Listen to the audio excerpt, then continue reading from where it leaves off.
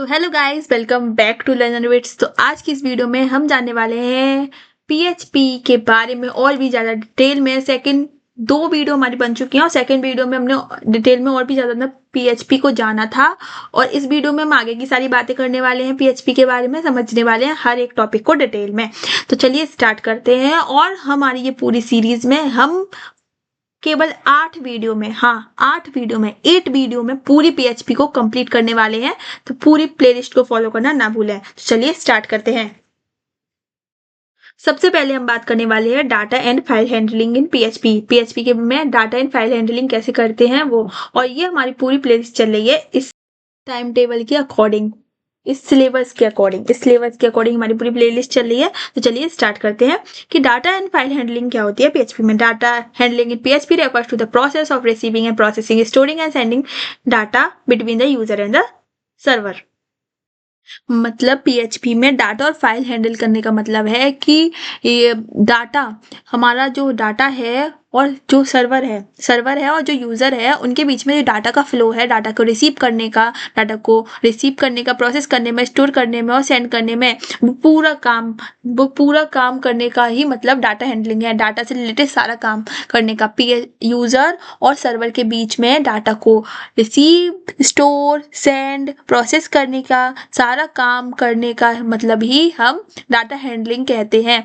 When user interact with a website, जब भी कोई यूजर एक वेबसाइट से इंटरेक्ट करता है, मतलब उस वेबसाइट का यूज करता है, जैसे कि एक फॉर्म को फिल करने में, data is send to the PHP server, data तुरंत पीएचपी सर्वर पर जाता है।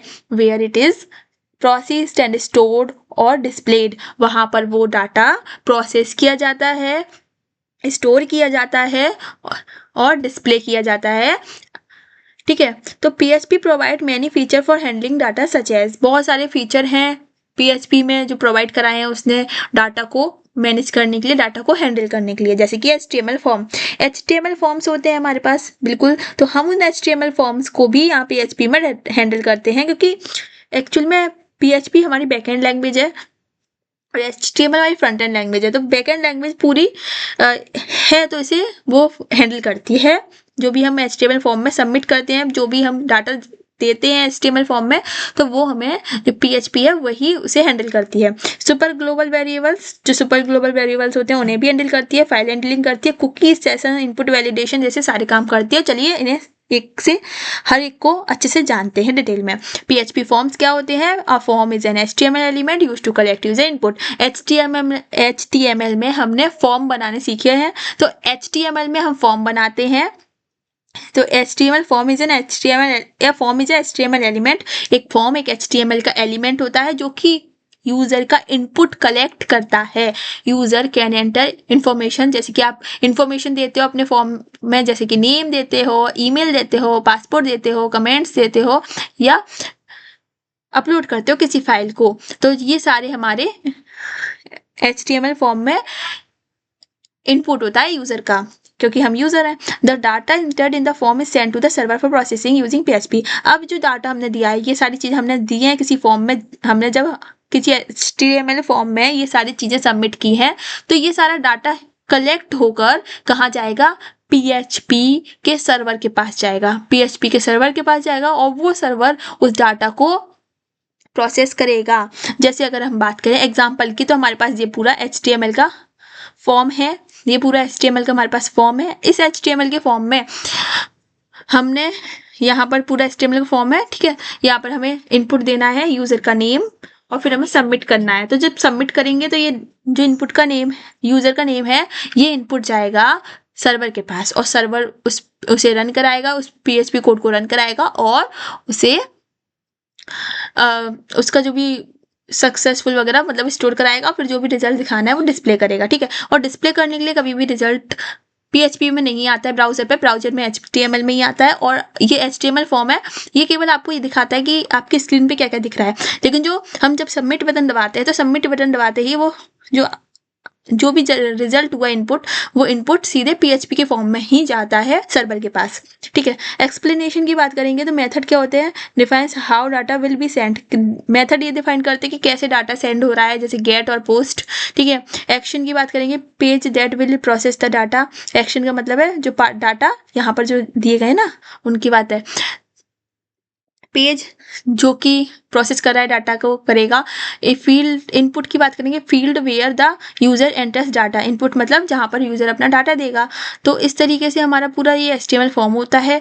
PHP super global variables. अब ये PHP सुपर ग्लोबल वेरिएबल्स क्या होते हैं, PHP provide special predefined variable called super global variables. तो हमने प्रीडिफाइंड की बात करी थी लास्ट वीडियो में, और इस पूरी सीरीज में हमने केवल 8 वीडियो में पूरा कंप्लीट करना है ना, तो हमने थर्ड वीडियो में, सेकंड वीडियो में कंप्लीट की थी, मतलब इससे पहले वाली वीडियो में हमने कंप्लीट की थी, जिसमें हमने वेरिएबल्स को जाना था। तो हम यहाँ पर जान रहे हैं कि प्री डिफाइंड वेरिएबल्स क्या होते हैं, ये भी जाना था हमने। तो प्री डिफाइंड वेरिएबल्स का मतलब है एक स्पेशल टाइप के वेरिएबल जो पहले से डिफाइंड है, पहले से इनका जो मतलब है वो फिक्स है। तो जो सुपर ग्लोबल वेरिएबल है वो भी प्री डिफाइंड वेरिएबल ही है, और they can be access from anywhere in the program, और इसे हम कहीं से भी एक्सेस कर सकते हैं। और सुपर ग्लोबल, ग्लोबल का मतलब बताया था ना, अपने फंक्शन से बाहर भी एक्सेस किया जा सके, वो ग्लोबल था। और सुपर ग्लोबल है, सुपर ग्लोबल है तो मतलब प्रोग्राम में कहीं पर भी हम इसे एक्सेस कर सकते हैं, कहीं मतलब कहीं भी, पूरे प्रोग्राम में जहाँ भी हमें जरूरत पड़ेगी ना इस वेरिएबल की, हम यूज़ कर सकते हैं। तो हमारे पास बहुत सारे सुपर ग्लोबल वेरिएबल हैं, जैसे get, post, request, file, server, globals और ENB, और ये सारे वेरिएबल हैं तो इनके आगे डॉलर का साइन रहेगा। ठीक है, तो सबसे पहले बात करेंगे गेट की। Get is to use to collect from data sent using the get method. मतलब गेट का यूज जब होता है जब हम कलेक्ट करेंगे डाटा को, collect from data sent using the get method. जो भी डाटा गेट मेथड से द्वारा सेंड किया जाएगा ये उसे कलेक्ट करेगा। ठीक है, data is send through URL के फॉर्म में डाटा को सेंड किया जाता है, और डाटा को सेंड किया जाएगा गेट मेथड से, तो ये उसे कलेक्ट करेगा। जैसे अगर एग्जाम्पल की बात करेंगे तो URL हमारे पास कुछ इस तरीके से है, ये PHP का कोड हमारे पास ये है। तो गेट नेम, जब हमने नेम अपना डाला, मतलब किसी ने भी नेम डाला, तो नेम अगर हमारे पास आउटपुट आया ये, तो क्योंकि उसने गेट मेथड का यूज़ किया है, तो गेट का जो ये वाली वैल्यू है, जो नाम है, उसे स्टोर कर लिया है, उसने कलेक्ट कर लिया इन्फॉर्मेशन। कैरेक्टरिस्टिक्स की बात करेंगे तो कैरेक्टरिस्टिक्स जाएगी data is visible in URL। Data visible होगा URL में, लिमिटेड साइज का डाटा होना चाहिए, लेस सिक्योर है, सिक्योर थोड़ी कम है, और यूज्ड फॉर सर्च क्वेरीज और नेविगेशन। सर्च और नेविगेशन के लिए इसका यूज किया जाता है। नेक्स्ट बात करेंगे पोस्ट की। Post is use to collect form data send using post method. जब हम पोस्ट मेथड से किसी डाटा को सेंड करेंगे, उसे कलेक्ट करने के लिए पोस्ट का यूज किया जाता है। तो पोस्ट मेथड का यूज, जब हमने यहाँ मेथड लिखा, फॉर्म में मेथड, पोस्ट यहाँ लिखा, तो पोस्ट मेथड से डाटा सेंड किया गया है, पता चल गई। तो अब जब पोस्ट मेथड से सेंड किया गया डाटा, तो उसे यहाँ पोस्ट मेथड कलेक्ट करेगा, और यहाँ पर यहाँ नेम है वो पोस्ट मेथड से कलेक्ट हो जाएगा। Data is not visible in URL। अब पोस्ट और गेट में अंतर यही है कि यहाँ पर जो डाटा है वो विजिबल होगा URL में, लेकिन यहाँ पर जो डाटा है वो विजिबल नहीं होगा URL में, और ये ज़्यादा सिक्योर है पोस्ट वाला, और इससे हम लार्ज डाटा को भी शेयर कर सकते हैं, सेंड कर सकते हैं। Used for login forms and registration forms में इसका सबसे ज़्यादा यूज होता है पोस्ट का, और इसका नेविगेशन और सर्च में। ठीक है, इनका यूज़ याद रखना, और इनके कैरेक्टरिस्टिक्स भी याद रखना, क्योंकि इनमें क्या क्या डिफरेंस हैं दोनों में। नेक्स्ट बात करेंगे हम रिक्वेस्ट की। रिक्वेस्ट क्या है, request is use to collect data from both get and post. जब हम दोनों गेट और पोस्ट की मेथड से डाटा को कलेक्ट करेंगे, जब हम गेट और पोस्ट दोनों से डाटा को कलेक्ट करेंगे, तब हम रिक्वेस्ट का यूज़ करेंगे।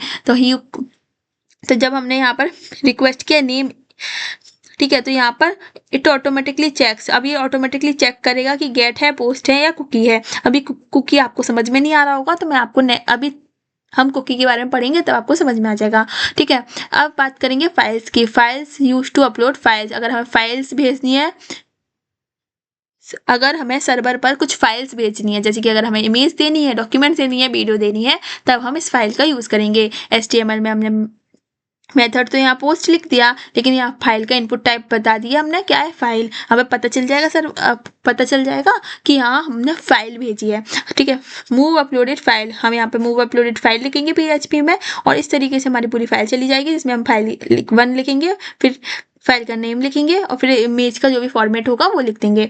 इस तरीके से information store in files. Information क्या क्या स्टोर होती है फाइल में? सबसे पहले फाइल का नाम स्टोर होता है, फिर फाइल का टाइप स्टोर होता है, फिर फाइल की साइज स्टोर होती है, फिर फाइल का टेम्परेरी क्या लोकेशन है वो स्टोर होती है। तब तो यहाँ पर टेम्परेरी नेम लिखा है, फाइल पता ही नहीं होगा कहाँ स्टोर है, तो वो कैसे उसे आइडेंटिफाई करेगा, ठीक है। तो और एरर, अपलोड एरर, ठीक है, एरर मतलब अपलोड एरर, अगर उसमें कुछ एरर वेरर है तो ठीक है। इस तरीके से हमारा पूरा था। नेक्स्ट बात करेंगे सर्वर की। Server contain information about server and execution environment. Server contains करता है इन्फॉर्मेशन सर्वर और एग्जीक्यूशन एनवायरनमेंट के बारे में। एग्जाम्पल की बात करेंगे तो सर्वर और सर्वर का नाम, जो भी सर्वर का नाम है और सर्वर कीवर्ड का यूज़ करेंगे। आउटपुट आ जाएगा कि हमारे पास कौन सा सर्वर है, लोकल होस्ट है तो लोकल होस्ट वाला आ जाएगा। कॉमन एलिमेंट्स क्या यूज़ होते हैं सर्वर वाले में?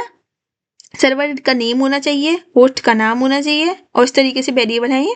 और गेट और पोस्ट यानी रिक्वेस्ट मेथड और स्क्रिप्ट का नेम, जो भी स्क्रिप्ट में नेम है। नेक्स्ट बात करेंगे हम ग्लोबल्स की। ग्लोबल मतलब global variable inside of function. किसी भी फंक्शन में जो ग्लोबल वेरिएबल होते हैं जिसे हम ग्लोबल कीवर्ड से करते हैं उसको किया जाता है। तो इस तरीके से हमारे पास है।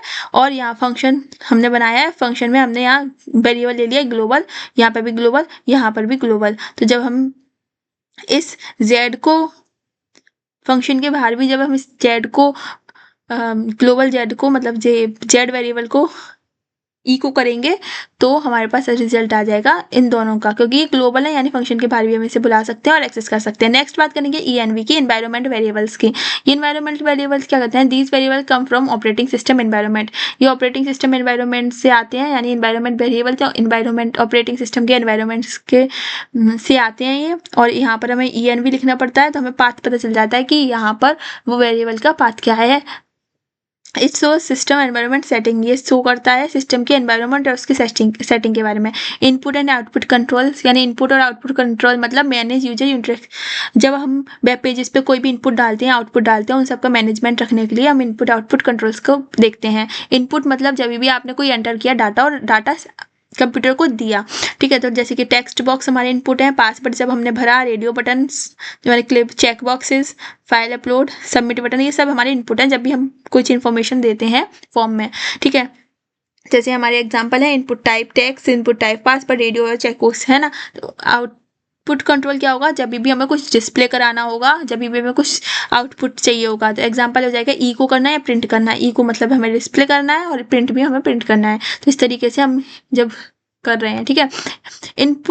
इनपुट वैलिडेशन, वैलिडेशन मीन्स मतलब चेक, इनपुट हमारा करेक्ट और सेफ है कि नहीं, यानी यूज़र का इनपुट सेफ और करेक्ट है कि नहीं ये चेक करना। और इससे हम बच सकते हैं इनकरेक्ट डाटा से, हैकिंग अटैक से और डाटाबेस के एरर से। Validation can be done in 2 ways। Validation को भी हम 2 तरीके से चेक कर सकते हैं, यानी इनपुट के डाटा को हम 2 तरीके से चेक कर सकते हैं। जैसे performed in the browser using JavaScript, browser में हम परफॉर्म कर सकते हैं जावास्क्रिप्ट के यूज से, क्योंकि जावास्क्रिप्ट तो क्लाइंट के कंप्यूटर पे चल जाती है, इसलिए जावास्क्रिप्ट की मदद से हम ब्राउजर पर इसको परफॉर्म कर सकते हैं, जिसे हम बोलते हैं क्लाइंट साइड वैलिडेशन। क्योंकि ये क्लाइंट साइड स्क्रिप्टिंग लैंग्वेज है, इसलिए जावास्क्रिप्ट की हेल्प से हम ब्राउजर पर भी चेक कर सकते हैं। Checking if email field is empty, अगर ईमेल का जो फील्ड है, ईमेल की जो जगह है वो अगर एम्प्टी है कि नहीं, ये हम चेक कर सकते हैं। और सर्वर साइड वैलिडेशन जो कि हम PHP में करते हैं, जो कि PHP सर्वर के द्वारा किया जाता है, जिसमें कि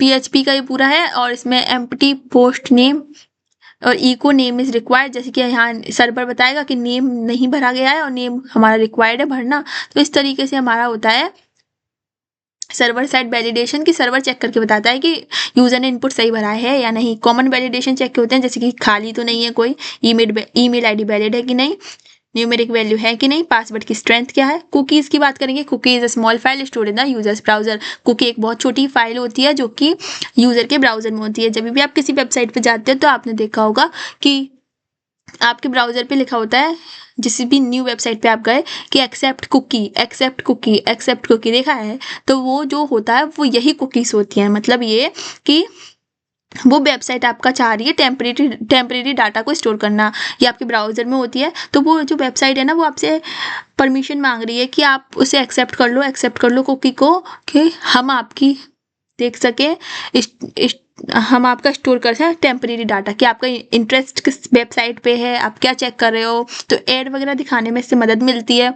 क्योंकि अगर हम ई कॉमर्स की वेबसाइट पे गए और हमने एक्सेप्ट कर ली कुकी को, तो आपको उन्हें पता चल जाएगा कि आप क्या सर्च कर रहे हो, यानी आप कौन सा प्रोडक्ट चाहते हो। तो आप जो भी प्रोडक्ट चाहोगे वो और ज़्यादा उसके ऐड दिखाएंगे, जिससे कि आप हो सकता है कुछ खरीद लो। तो इस तरीके से उनका बिजनेस भी बढ़ जाएगा। और कुकी एक स्मॉल फाइल होती है तो जो कि यूजर की इंफॉर्मेशन को टेम्पररीली स्टोर करती है। ठीक है, तो अगली बार से आप जब कुकी एक्सेप्ट करें किसी भी वेबसाइट पर तो सोच समझ के करें, क्योंकि वो आपका डाटा टेम्पररीली स्टोर कर रही होगी।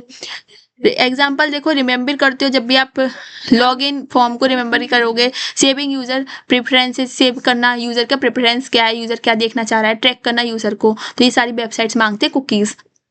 क्रिएटिंग कुकी, अब हम कुकी को खुद भी बना सकते हैं पीएचपी की हेल्प से। या हमने सेट कुकी कर ली, यूजर कर लिया, ये नाम लिख दिया, टाइम लिख दिया और ये लिख दिया। एक्सप्लेनेशन क्या है, यूजर मतलब कुकी का नाम, राहुल मतलब वैल्यू, और टाइम हमारे पास ये हो गया एक्सपायर्स आफ्टर 1 आवर। जो कुकी है वो 1 घंटे बाद टेम्परेरी स्टोर कर रही है ना, तो एक्सपायर हो जाएगी कुकी 1 घंटे बाद। तो इस तरीके से हम किसी भी कुकी को जनरेट कर सकते हैं जिसमें पहले की यूजर, फिर नाम, फिर टाइम आ जाएगा। एक्सेसिंग कुकी, अब कुकी को एक्सेस कैसे करें, जब भी हमें कुकी एक्सेस करानी होगी कुकी का नाम लिख देंगे, मतलब वेरिएबल लिख देंगे, फिर यूजर लिख देंगे तो हमारी कुकी का आ जाएगी। तो कुकी का यूजर कौन है, ये आ गया नाम। नेक्स्ट बात करेंगे सेशंस की। सेशंस जो होते हैं ना वो भी बिल्कुल ऐसे ही होते हैं, कुकी टाइप ही समझ लो, लेकिन कुकी से ज़्यादा सिक्योर होते हैं, कुकी थोड़ी कम सिक्योर होती है। और session store user data on the server side. जो सेशन है ना वो स्टोर करते हैं यूजर के डाटा को सर्वर की साइड पर। यहाँ पर तो ब्राउजर में आपके कुकी में तो ब्राउजर पे आपका डाटा स्टोर होता था, लेकिन सर्वर पर जब आपका डाटा स्टोर होता है तो उसे हम सेशंस बोलते हैं। Sessions are more secure than cookie, इसलिए सेशन और भी ज़्यादा सिक्योर है कुकी से। एग्जाम्पल की बात करेंगे, जैसे लॉगिन सिस्टम, शॉपिंग कार्ट्स और यूजर ऑथेंटिकेशन में सब में सेशंस का यूज होता है। स्टार्टिंग सेशंस, और जब आप कार्ट शॉपिंग के कार्ट्स में वो डालते हो ना, तो इस तरीके से वो सेशन की हेल्प से ही होता है। और यूजर के ऑथेंटिकेशन वगैरह है ना, यह बात आपको पता थी कि नहीं पहले कि कुकी और सेशन क्या होते हैं, कमेंट में जरूर बताएं। स्टार्टिंग सेशन को स्टार्ट कैसे करेंगे, इस तरीके से हम सेशन लिखेंगे, स्टार्ट लगाओ, बस हो गया हमारा सेशन स्टार्ट। क्रिएट करेंगे सेशन को कैसे, सेशन को क्रिएट करने के लिए वेरिएबल बनाएंगे हम सेशन, फिर यूजर का नाम लिख देंगे, वैल्यू दे देंगे, उसे एक्सेस करेंगे सेशन को, तो हम सेशन के नाम से और यूजर नेम के नाम से उस सेशन को बुला सकते हैं, तो हमारे पास वैल्यू रिटर्न होकर आ जाएगी। तो इस तरीके से हम एक्सेस भी कर सकते हैं, क्रिएट भी कर सकते हैं सेशन को। अगर हमें डिस्ट्रॉय करना है किसी सेशन को, क्योंकि वहाँ कुकी में तो टाइम था कि 1 घंटे बाद डिलीट हो जाएगी, क्योंकि 2 घंटे बाद हो जाएगी, लेकिन हमारे सेशन में तो कोई टाइम नहीं है, तो सेशन को हमें खुद मैन्युअली डिस्ट्रॉय करना पड़ेगा। सेशन डिस्ट्रॉय लिखेंगे और सेशन की सारी इन्फॉर्मेशन डिस्ट्रॉय हो जाएगी, यानी वो पूरा डाटा जो आपका सर्वर पे स्टोर था वो सब डिलीट हो जाएगा, रिमूव हो जाएगा।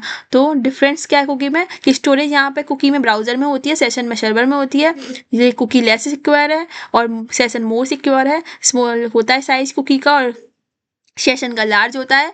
लाइफ टाइम फिक्स्ड होती है और एक्सपायर अपने ऊपर होता है कि किस तरीके से हम एक्सपायर करें, और जब भी हम सेशन को एंड करते हैं तब सेशन खत्म हो जाता है। तो इस तरीके से पूरी इन्फॉर्मेशन थी फॉर्म वैलिडेशन और फॉर्म के बारे में। आई होप आपको अच्छी लगी होगी और ये पूरा कंक्लूजन है उसका।